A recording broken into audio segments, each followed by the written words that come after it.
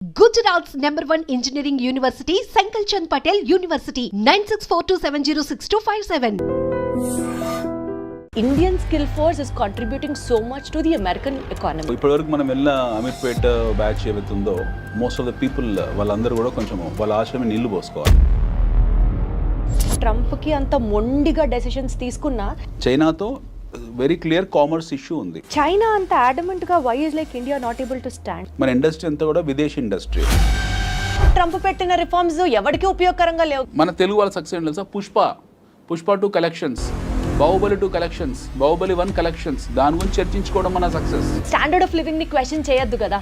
నువ్వు వెళ్ళిపోమంటే వెళ్ళిపోయే స్థితిలో ఉన్నాం మనం ఉన్నాం కదా.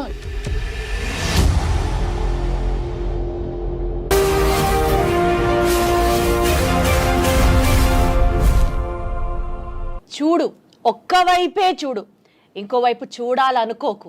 ఇది మీ అందరికీ బాగా తెలిసిన డైలాగే అయినప్పటికీ కూడా ఐ రియలీ విష్ ఇండియన్స్ అందరం ఒకే స్టాండ్ మీదకి వచ్చి ట్రంప్కి మన పవర్ ఏంటో ఈ స్టైల్లో చెప్పాలనిపిస్తూ ఉంటుంది. Because those reforms what he has been introduced are visa మీద రెస్ట్రిక్షన్స్ కానీ ఈ అంశాలన్నింటినీ ఇండియా అండ్ యుఎస్ ఈ టైజ్ ఏదైతే ఉన్నాయో be it in terms of economics or in terms of trade or in terms of whatever XYZ reasons, ఇవన్నీ ఎలా effect అవుతాయి లేదా ఎఫెక్ట్ అవుతాయన్న భ్రమలోనే మనం బతుకుతున్నామా? Would it really or seriously make any sense? ఈ టాపిక్స్ గురించి మాట్లాడడానికి let me introduce the guest to you first. ఈ సబ్జెక్ట్ ఆ సబ్జెక్ట్ అని కాదు, be it about mutual funds he's there, beat about investments he's always there, and beat about geopolitics he says tana kante best inkokal leru ani, and absolutely is what I also feel. Let me take the privilege to invite our guest for the show today, Anil AKV garu unnaru. Hello Anil garu. Hi ma'am. Ela unnaru? I am good. అసలు జియోపాలిటిక్స్లో మీకున్నటువంటి ఏమంటారు vast knowledge is like I'm totally flat for it sir. అది మీరు travel చేసిన విధానం కావచ్చు, మీరు వర్క్ చేసినటువంటి మీ పాస్ట్ ప్రయర్ వర్క్ ఎక్స్పీరియన్స్ వల్ల కావచ్చు, వాట్ ఎవర్. బట్ ఈ టాపిక్స్ గురించి డిస్కస్ చేయడానికి నాకు మీరే పర్ఫెక్ట్, మీతోనే కరెక్ట్ అని అనిపించింది. And that's the reason we have been talking now. So sir, Indian skill force is contributing so much to the American economy. Absolutely.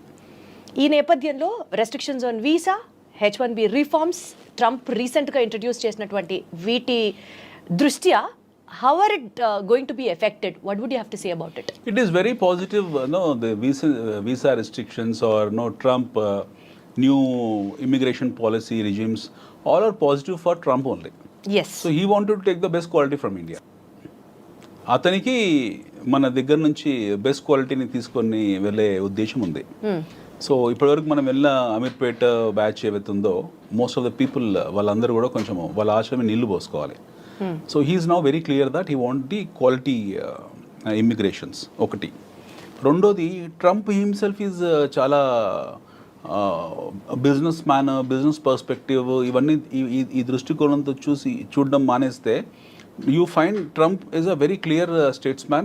He is a very clear nationalist. Correct. And he is a man who is looking at from his internal security perspective. Absolutely. So atanu రాగానే చేసింది pentagon ని strong చేసుకున్నాడు, CA ని strong చేసుకున్నాడు, వాళ్ళ deep state ని strong చేసుకున్నాడు.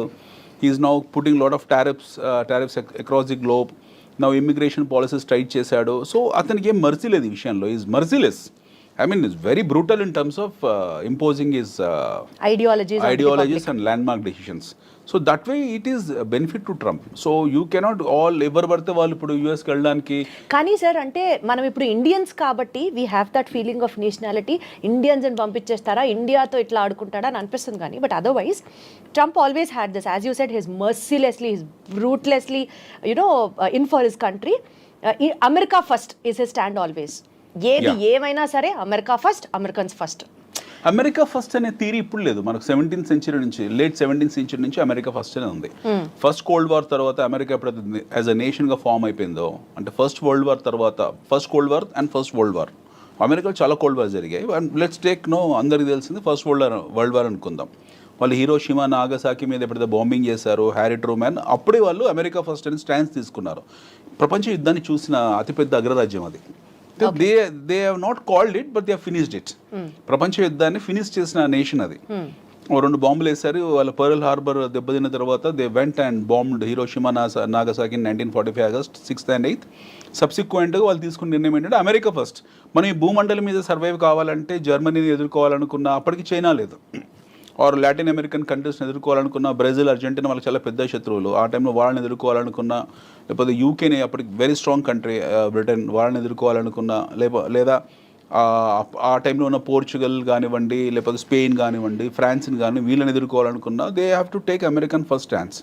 So American first stance ఆ రోజే తీసుకున్నారు వాళ్ళు. Okay. So when they have taken the stance of America first and they're continuing it. Now ఈ ప్రాసెస్లో ఏమైంది, మీకు ఒక్కొక్క రాష్ట్రపతి అంటే ఒక్కొక్క అధ్యక్షుడు ఒక్కొక్క నిర్ణయాలు తీసుకున్నాడు. అక్కడ కొన్ని కెనడీ వచ్చాడు, సంస్కరణలు తేవాలనుకున్నాడు, కెనడీని అర్ధాంతరంగా చంపేశారు, he's gone.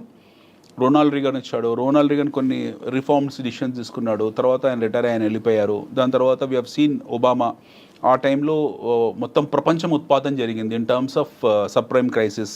They load of money, oil money యూఎస్కి వెళ్ళడము, అదంతా కూడా యూఎస్ బాండ్స్లోకి వెళ్ళడము సబ్ప్రైమ్ అంటే వాళ్ళు బోరింగ్ రేట్ కన్నా ఎవ్రీబడి నోస్ దట్. వాళ్ళ ఆ క్రైసిస్లోకి వెళ్ళడము. దెన్ ఒబామా కేర్ ఇలాంటివన్నీ తీసుకొచ్చారు, బెయిల్అవుట్ ప్యాకేజ్ పెట్టారు.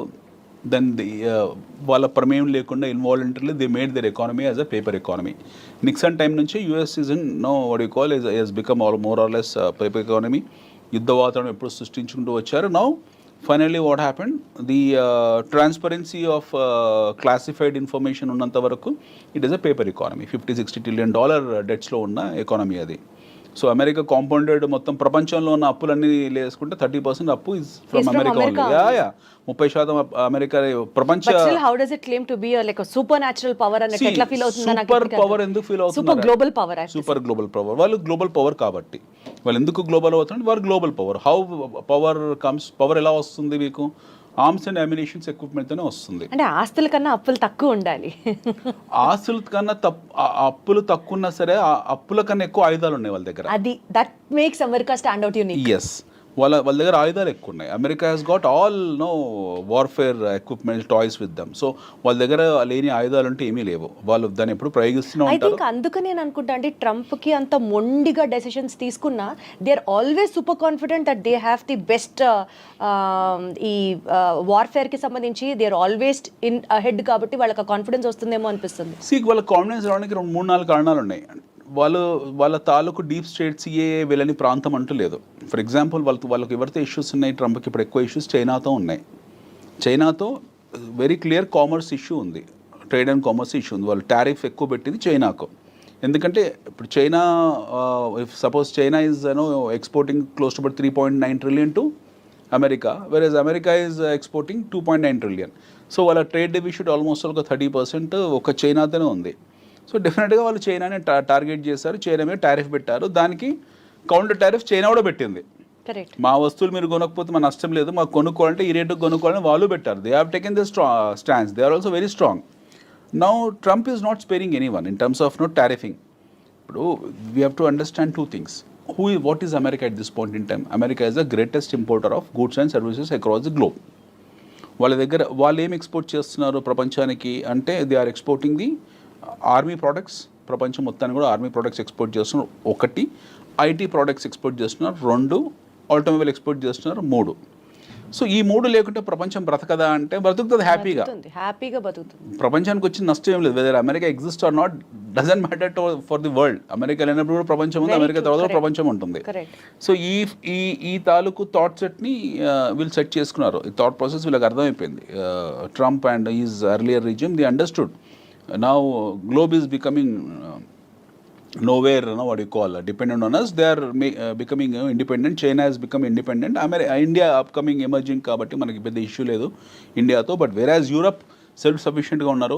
అన్ని దేశాలకు డొమెస్టిక్ కన్జంప్షన్ స్టోరీ ఉంది, మేము ఎక్కువ ఇంపోర్ట్ చేసుకుంటున్నాము అన్న థాట్లో ఆల్రెడీ వాళ్ళు ఉన్నారు. Now Trump has given whistle blow to entire US nation. Make America great అనేది. మేక్ అమెరికా గ్రేట్ అనే స్టాన్స్ అంటే ఏంటి? America has lost its greatness and Trump himself is appealing to the world that మేము ఒకప్పుడు చాలా గొప్ప వాళ్ళము, మా గ్లోరీ పోగొట్టుకున్నాం, మళ్ళీ మా దేశాన్ని పునర్నిర్మించుకుంటున్నాము. Visibly America is kneeling down and requesting everybody.